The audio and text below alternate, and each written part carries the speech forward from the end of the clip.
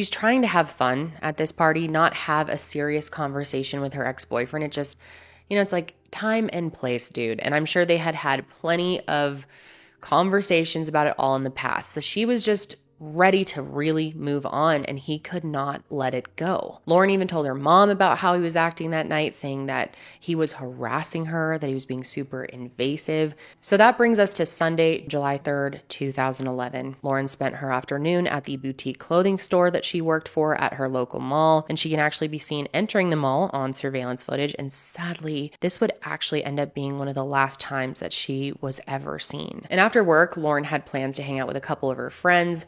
However, she didn't end up showing up, and instantly they were worried because it just wasn't like her to not show up and to not, at least let them know that she wasn't going to be there. So the search for Lauren started right away, and very quickly into their search, they actually made a huge discovery. That night, Lauren's red Jeep was found in the Wayland Town Beach parking lot with its windows rolled down. Her purse and computer were still inside, but there was no sign of Lauren. And her dad remembers driving to the beach as fast as he could. And this is heartbreaking, but he actually ran right out to the water, hoping that if she were out there, that he could help her. But she wasn't there, and he sadly could not help her at this point. That following morning, just before dawn, a cyclist was out taking a morning ride, and they came across a gruesome discovery. Just 5 miles away from her home, Lauren Astley's body was discovered in a marsh. And when she was recovered from the water, it was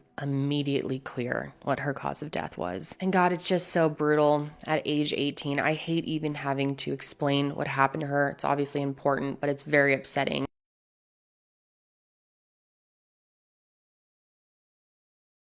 Her body was immediately sent to the medical examiner's office, where her father had to make the official identification, which, oh my God, this just broke my heart to hear. 18-year-old Lauren Dunn Astley had been strangled to death and stabbed multiple times by someone who the police had already spoken to, and I know you all know who it was. That day, investigators learned a lot more about Nathan Fujita and just what a massive toll the breakup had taken on him. He had not been the same since. And what's crazy is his mom actually secretly visited Lauren at work and asked her if she could go and talk to her son. Maybe try and cheer him up, just try to have more of a civil conversation from like a friendly perspective. And while I do understand where she was coming from as a mother myself, obviously you want to do whatever you can to help cheer up your child, especially when they're in such a dark place like that. And I think bringing him to the psychiatrist was a great move for sure. Later that night, July 4th, they executed a search warrant on the Fujita home. And they started their search in the garage. And it only took them a few moments to realize that something terrible had happened there. In addition to finding several bungee cords that matched the cord found around Lauren's neck, they also found several stained splotches. It was found on the floor of the garage, a door handle, the floor of the kitchen sink, and the bathroom sink. They also found a gym bag, and inside that bag was a pair of muddy shoes and mud that matched the type of mud that was found by the marsh where Lauren's body was recovered. And if that weren't incriminating enough, they also found something extremely disturbing in the crawl space above Nathan's bedroom. Hidden up there was another pair of shoes, a pair of soaked shoes, and wet clothing. And obviously at this point, the evidence was pretty undeniable. And so the following morning, 18-year-old Nathan Fujita was arrested and charged with the murder of 18-year-old Lauren Astley. Over the course of the 3-week trial, prosecuting attorney Lisa McGovern argued that Nathan purposely and deliberately murdered Lauren Astley as a result of his inability to cope with the breakup. This was not a crime of passion, rather an intentional plot to end her life. On the day of her murder, Nathan had called the store where Lauren worked, trying to get a hold of her, and he also called her cell phone 3 times. And we know that one of these calls was when she was seen leaving work on surveillance video. While the prosecutor argued that Nathan lured her over to his house when he knew his parents would not be home, and then brought her into his garage where the attack took place. And based on the autopsy report, Lauren did suffer more wounds than just the strangulation and the slit to her throat.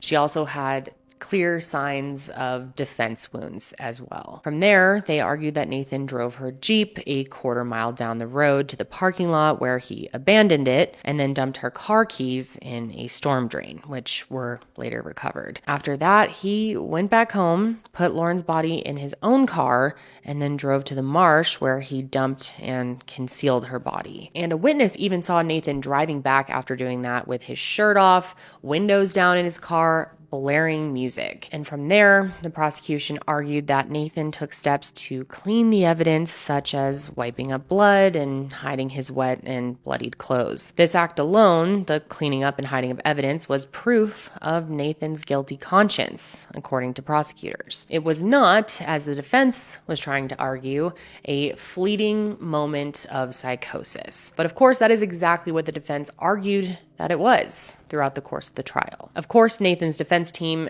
absolutely couldn't deny that he was in fact Lauren's killer. I mean, it's pretty obvious at this point, right?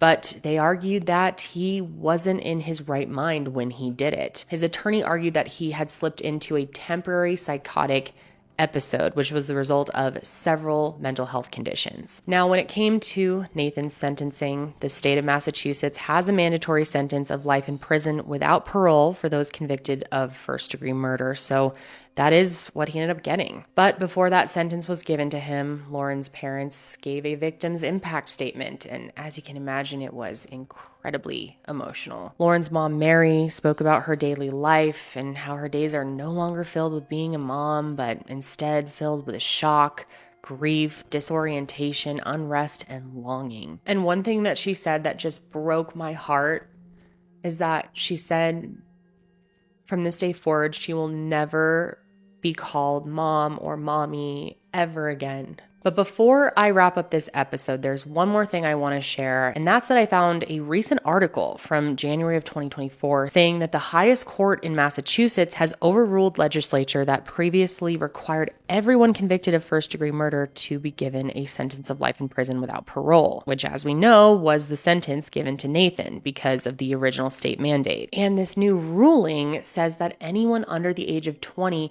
cannot be given a life sentence without the possibility of parole, even if they're convicted of first-degree murder. And obviously the idea behind that is that their brains are not fully developed. Now, Nathan was 20 when he was convicted and sentenced to life in prison without the possibility of parole.